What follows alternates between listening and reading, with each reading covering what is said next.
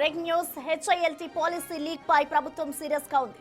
లీకేజీల network ను vigilance తవ్వి చూస్తోంది. పాలసీ తయారీ దశలోనే పరిశ్రమల శాఖ నుంచి లీక్ అయినట్టుగా విజిలెన్స్ విచారణలో తేలిసింది.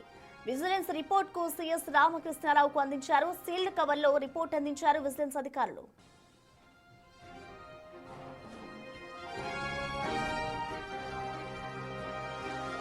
సెక్రటేరియట్ లో లీకు వీరుల వ్యవహారంలో సంచలన విషయాలు బయటకొస్తున్నాయి. కేటీఆర్ మొబైల్ కు హిల్ట్ జీవో కాపీ నేరుగా చేరినట్టు తేల్చారు. హిల్ట్ జీవో రిలీజ్ కాకముందే కేటీఆర్ కు అందింది. కేటీఆర్ తో లీకు వీరులకు ఉన్న సంబంధాలపై విజిలెన్స్ ఆరా తీస్తోంది.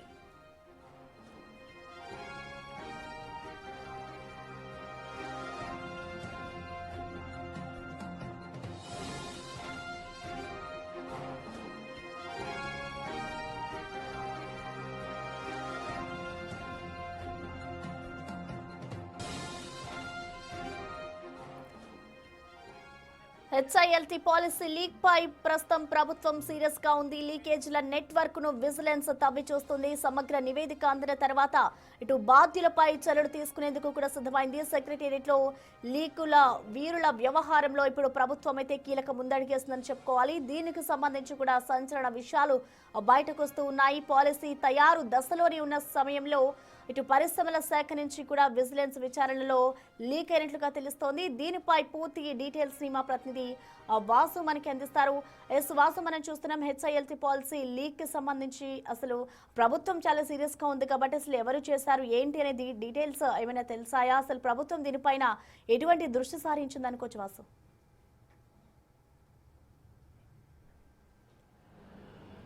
ప్రసన్న, సచివాలయంలో లీకు వీరులకు సంబంధించినటువంటి వ్యవహారం పైన ప్రభుత్వం సీరియస్గా ఉంది. హిల్ట్ పాలసీ వ్యవహారాన్ని జియో కంటే ముందుగానే ప్రతిపక్షాలకు ప్రధానంగా కేటీఆర్ ఫోన్కు పంపింది ఎవరు అన్న అంశం పైన కూడా ఇప్పటికే విజిలెన్స్ విచారణ పూర్తయింది. ప్రాథమిక నివేదికను ఇప్పటికే సిఎస్ రామకృష్ణారావుకు అందజేశారు. కానీ సీల్డ్ కవర్లో ఇచ్చినటువంటి ఆ నివేదికకు సంబంధించి ఒక ఫోన్ ద్వారా నేరుగా కేటీఆర్ ఫోన్కు వెళ్ళినట్టుగా మనకు తెలుస్తూ ఉంది.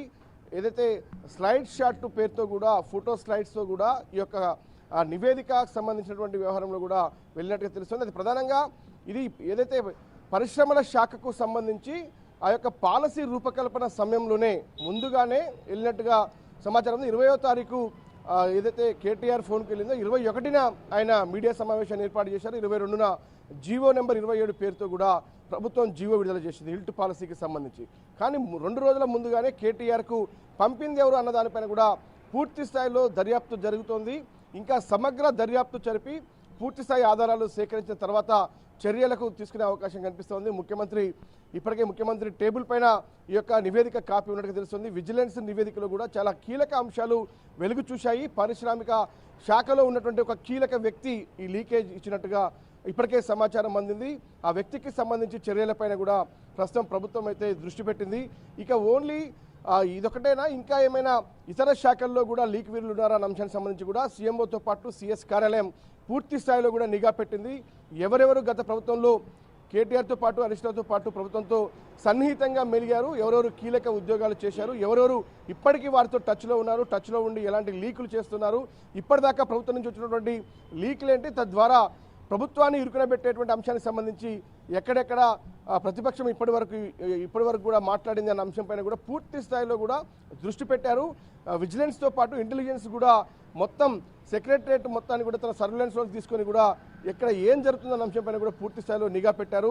గత కొంతకాలంగా ముఖ్యమంత్రి పదే హెచ్చరికలు జారీ చేస్తూ ఉన్నారు. ఎవరైతే ఇలాంటి లీక్ వీరులు కావచ్చు, మరోపక్క పని విషయంలో కావచ్చు, మంత్రుల దగ్గర ఉన్నటువంటి సెక్రటరీల విషయంలో కూడా కొంతమంది ఐఏఎస్ అధికారుల పనితీరుపైన కూడా పలుమార్లు హెచ్చరికలు జారీ చేశారు. ఇప్పటికే కొంతమందిని బదిలీ చేశారు, మరికొంతమందిని కూడా బదిలీ చేసే అంశానికి సంబంధించి కూడా పరిశీలిస్తూ ఉన్నారు. కానీ ఇలాంటి సమయంలో ముఖ్యమంత్రి పదే ఇలా హెచ్చరికలు జారీ చేస్తున్నప్పటికీ కూడా ఎవరు మొన్న 20వ తారీఖు నవంబర్న కేటీఆర్కు పంపిందన్న దానిపైన కూడా ఒక క్లారిటీ వచ్చింది.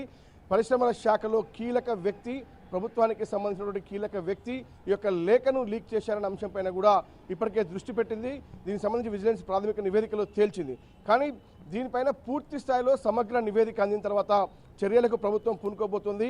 ఎందుకంటే ఇది పూర్తి స్థాయిలో కూడా ఇది ఒక ప్రభుత్వానికి సంబంధించినటువంటి ద్రోహం, అంటే చేసినటువంటి వ్యక్తికి సంబంధించినటువంటి వ్యవహారం. ఇది ఖచ్చితంగా కూడా కుట్రపూరితంగా ప్రభుత్వాన్ని ఇరుకాటంలో పెట్టేటువంటి అంశానికి సంబంధించి ఇటు పార్టీకి ఇటు ప్రభుత్వానికి నష్టం చేకూర్చే అంశానికి సంబంధించినటువంటి వ్యవహారం కాబట్టి ఖచ్చితంగా పూర్తి స్థాయిలో కూడా ప్రభుత్వం అయితే నిఘా పెట్టింది. ఎవరైతే లీక్ వీరున్నారో వాళ్ళందరిపైన చర్యలకు సిద్ధమవుతుంది. ప్రధానంగా హిల్ట్ పాలసీ లీకేజ్ విషయంలో కేటీఆర్ మొబైల్ ఫోన్కు ఎవరి మొబైల్ ఫోన్ తోటైతే వెళ్ళిందో ఆ షాట్కి సంబంధించినటువంటి వ్యవహారంలో కూడా ఖచ్చితంగా కూడా పూర్తి స్థాయిలో కూడా దర్యాప్తు చేసి వాళ్ళపైన చట్టపరమైన చర్యలకైతే ప్రభుత్వం సిద్ధమవుతోంది. Right, thank you Vasu.